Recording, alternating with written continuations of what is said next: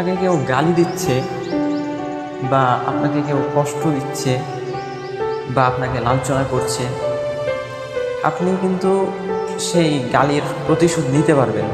এই প্রতিশোধ নেওয়ার অধিকার কিন্তু আপনার আছে। কিন্তু আপনাকে যখন গালি দিচ্ছে, আপনি তার গালির প্রতিশোধ নিচ্ছেন না, কিছু বলছেন না, ধৈর্য ধারণ করছেন। আপনাকে কষ্ট দিয়ে কথা বলছে, খোঁচা দিয়ে কথা বলছে, কিন্তু এরপরও আপনি ধৈর্য ধারণ করছেন।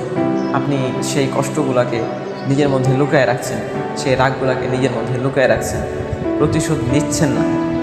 এই যে এটার জন্য আল্লাহ তাআলা বলছেন যে আল্লাহ তাআলা, আপনি যে ধৈর্য ধারণ করছেন এটার জন্য আল্লাহ তাআলা বলছেন যে আমি ধৈর্যশীলদের সাথে আছি, এবং যারা ধৈর্য ধারণ করবে আমি তাদেরকে বেহিসাব কী করবো, পুরস্কার দান করবো, পুরস্কৃত করবো আর কি।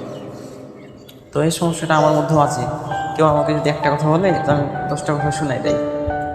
তো আপনাদেরকে এটা নসিহত করার আগে মনে হয় আমার নিজেকে এটা নসিহত করা দরকার যে আমি এই ধৈর্য ধারণ করতে পারি না, অথচ আল্লাহ তাআলা কোরআন কারীমের মধ্যে বলছেন যে ইন্নাল্লাহা মা'আস সাবিরিন, নিশ্চয়ই আল্লাহ তাআলা ধৈর্যশীলদের সাথে আছে।